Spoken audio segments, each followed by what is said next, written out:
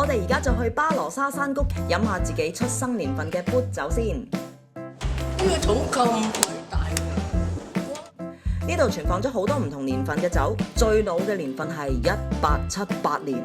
哇！等我哋叫 Mr. Chat 先生都帶我哋去飲下屬於自己出生年份嘅酒先。1930年，我嘅出生同你嘅出生，試一啖啊，試一啖。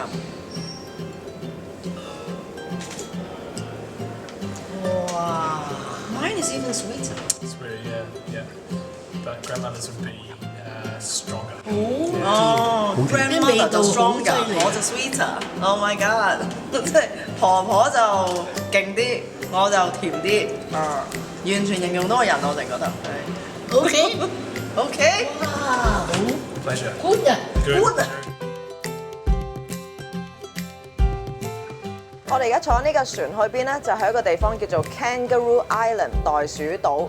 咁我哋因為揸車啦，咁所以咧就選擇咗就係車同人一齊上船。咁啊，南澳嘅當地人咧就有一種講法，就係如果你冇去過袋鼠島嘅話咧，就等於你冇嚟過南澳。咁所以我哋今日一定要去到呢一個袋鼠島。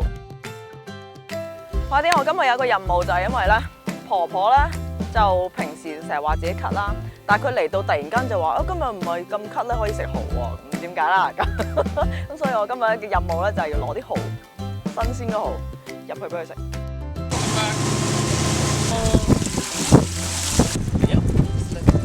唔好意思啦，我食先啦。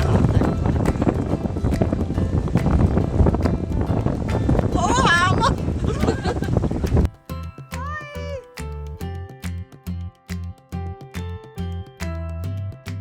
我哋而家咧喺呢個地方咧叫做 Oyster Farm Shop。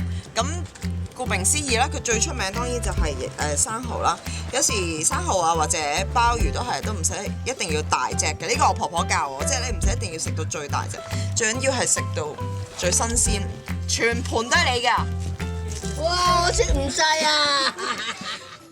唔知點解婆婆響南澳一開心起上嚟咧，真係乜都夠膽食，同埋乜都夠膽玩㗎，跑步添學人，仲大膽到咧成日話要同導演飲酒啊嚇，撩導演啊嚇佢。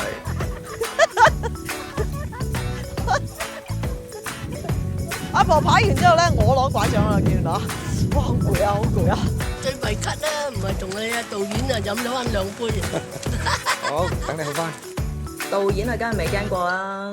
其實婆婆成個小朋友咁，好容易滿足。今日嚟到袋鼠島，見到咁靚嘅景色，兩婆孫一齊傾下偈，做下運動，講下無聊笑話，同埋互影下。見到佢咁開心，再攰都係值得嘅。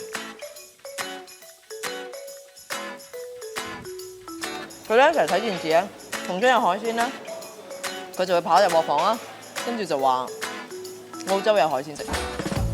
咁究竟嗰個旅遊特輯係咪講澳洲係冇人知啊？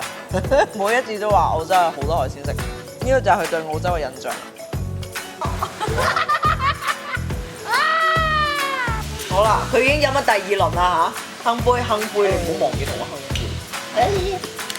好啦，我祝婆婆身體健康，大家咁話啦，好啦，祝各位開心心。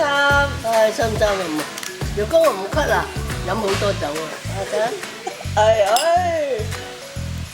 想好似我卓韻芝同婆婆一樣遊南澳，體驗澳洲不一樣嘅大自然風貌，即上 Premium Holidays 專享假期，預訂你嘅南澳之旅啊！